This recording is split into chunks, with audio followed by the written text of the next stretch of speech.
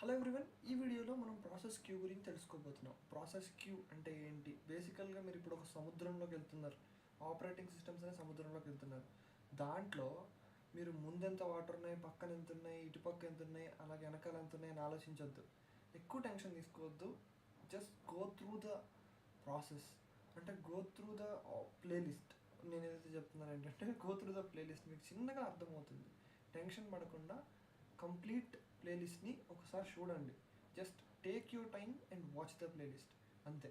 So ఇక్కడ మీరు process queue అంటే మనం గాంట్ చార్ట్ గీస్తాం. గాంట్ చార్ట్ అర్థం కాకుండా మీకు అర్థం కాదు. గాంట్ చార్ట్ రావాలి అంటే you should definitely watch the FCFS కానీ లేకపోతే ఇంకొక షెడ్యూలింగ్ అల్గోరిథం వీడియో మీరు చూడాలి. చూడకుండా మీకు అర్థం కాదు. సో ప్రాసెస్ క్యూ అంటే మనము నెక్స్ట్ ఏ ప్రాసెస్ అనేది వస్తుంది సిపియూకి అనేది ఒక క్యూలో మెయింటైన్ చేస్తాం అనమాట.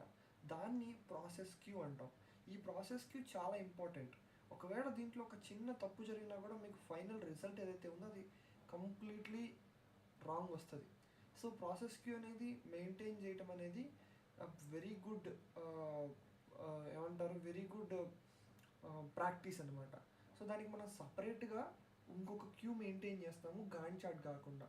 చాలామంది ఏం చేస్తారంటే నెక్స్ట్ ఏ ప్రాసెస్ వస్తుంది అని చెప్పి మైండ్లో పెట్టేసుకొని గీస్తారు. కోర్స్ మీరు కూడా కొంచెం టైం మీరు కనుక ఆపరేటింగ్ సిస్టమ్ నేర్చుకుంటూ ఉంటే definitely you can also do it నాలాగా.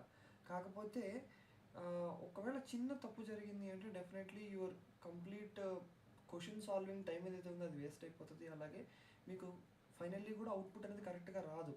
సో ఈ ప్రాసెస్ క్యూ అనేది మనం దేనికోసం వాడతాము అంటే నెక్స్ట్ సిపియు ఏం తీసుకోవాలనుకుంటుంది అనే దాన్ని బట్టి వాడతాం అనమాట. ఒక క్యూ మెయింటైన్ చేస్తాము ఇలాగా. సో ఫర్ ఎగ్జాంపుల్ ఇక్కడ P3 ఉంటుంది, ఇక్కడ P4 ఉంటుంది. అరైవల్ టైమ్స్ ఇవి కాదు. P1 ఉండొచ్చు, P2 ఉండొచ్చు, P0 ఉండొచ్చు, ఇలాగ చాలా ఉండొచ్చు. ఓకే, వీటన్నిటిలో అరైవల్ టైమ్స్ ఇవి కాకపోవచ్చు. కాకపోతే P3 ప్రియంప్ట్ అయిన తర్వాత మళ్ళీ ఇక్కడ రాస్తాం అనమాట P3. ఇదంతా కూడా నేను మీకు నెక్స్ట్ వీడియోస్లో అర్థమవుతుంది. కాకపోతే ప్రాసెస్ క్యూ అంటే ఏంటో తెలుసుకుంటారని చెప్పి జస్ట్ సింపుల్గా వీడియో చేస్తున్నాను అంతే. Okay, hope you understood the process Q. Next వీడియోలో కలుద్దాం. Thank you for watching.